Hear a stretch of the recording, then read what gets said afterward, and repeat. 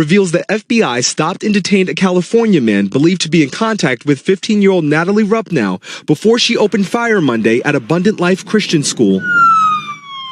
Authorities say Rupnow shot and killed a teacher and fellow student in Madison, Wisconsin, then took her own life. A gun violence emergency protective order says federal agents saw messages from 20-year-old Alexander Paffendorf to the teenage shooter.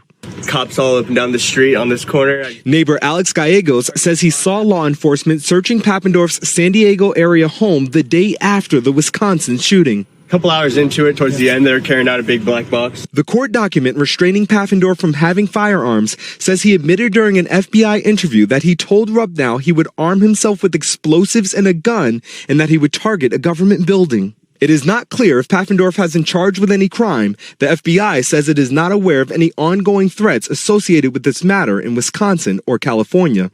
In Madison, authorities continuing to investigate the shooting itself. We found 2 weapons. Both were handguns. We believe one handgun was used to commit this horrific act. The other handgun was not used.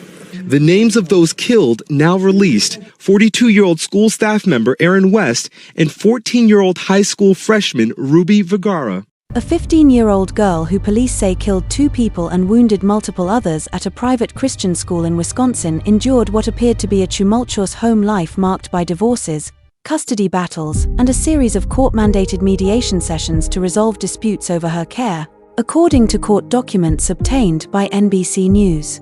Jeff and Melissa Rupnow married and divorced twice, during which their daughter Natalie Rupnow would at times travel between her parents' homes every few days and attend therapy. They married in 2011 and divorced for the first time in 2014, according to court documents.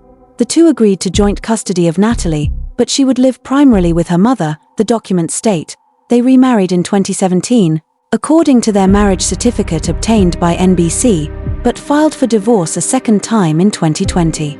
Melissa and Jeff Rupnow again agreed to share custody of Natalie, but this time she would spend equal time with both parents, the court documents show. A divorce certificate obtained by NBC News shows their divorce was finalized in 2021. Natalie Rupnow, who also went by Samantha, shot and killed a teacher and a student and wounded 6 others during study hall on Monday at Abundant Life Christian School in Madison, Wisconsin, before dying from an apparent self-inflicted gunshot wound, police said. The victims were identified as Erin M. West, 42, and Ruby P. Vergara, 14, 2 students who sustained life-threatening injuries during the shooting remained in the hospital and the other 4 injured have been discharged, police said. The FBI detained Alexander Paffendorf, 20, in California earlier this week and ordered him to temporarily surrender his firearms after he allegedly communicated with Natalie Rupnow.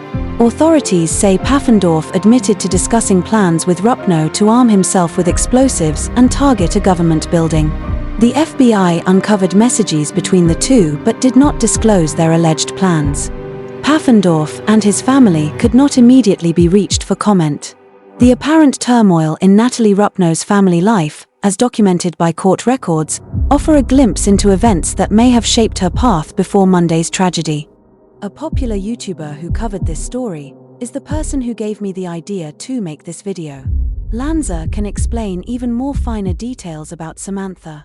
So I will let him explain the events and let me tell you, it's a whole rabbit hole to explore.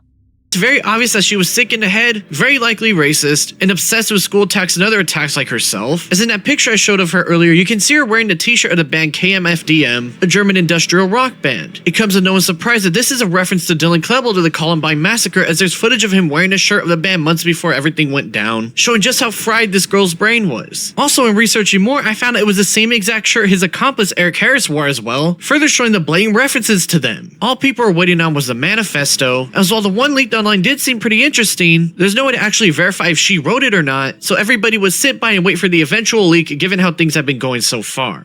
After people kept trying to search around for the manifesto, Twitter user Slatsism would end up getting into contact with an ex-boyfriend and get her hands on it, posting all 6 pages online for the world to see. It's titled War Against Humanity, but in all honesty when reading it, Samantha comes off as a whiny teenager who hated her parents in the world like most teenagers do when they're growing up, only this time given what she's done, she was a lot more deranged than most in general. Now I'm fairly confident it's against YouTube TOS to go through entire manifestos like this, but like I said earlier, it's just really boring angsty teenager stuff to be frank, so thankfully Thankfully, we don't need to break this down piece by piece because there's not much substance going on here. Highlights include how Samantha hates the population and that the scum and whores of the earth should be eradicated in expecty, edgy teenager fashion. And of course, she will go on to talk about her disdain for black people, quote, N-words though. Worse, once you sleep with one, you are one, unquote, because that's usually run of the par for most incels, and in this case, femcels, to act like online because they're complete and utter losers. She even has this part where she says how she'd rather be dead than like the rest of society and that she's part of the real thought and real revolution, as if anything she believed in mattered outside her own deranged mind of hers. Samantha would even show her admiration for 3 mass attackers in the past, the first being Pekka Erik Alvinen of the Jokela school shooting at Jokela High School in Finland back on November 7, 2007. The second would be Arda Kukakyatim, a neo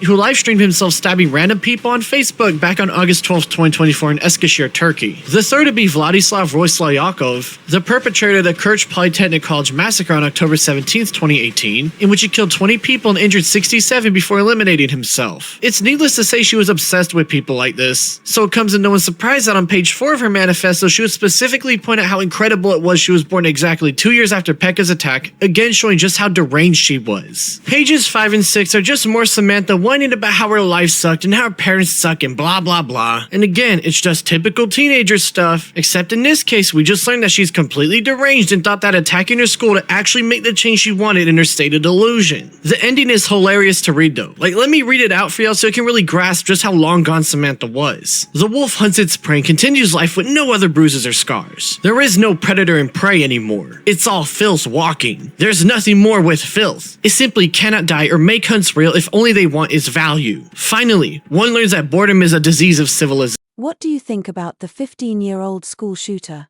judging by the manifesto? She seemed absolutely deranged and mentally ill.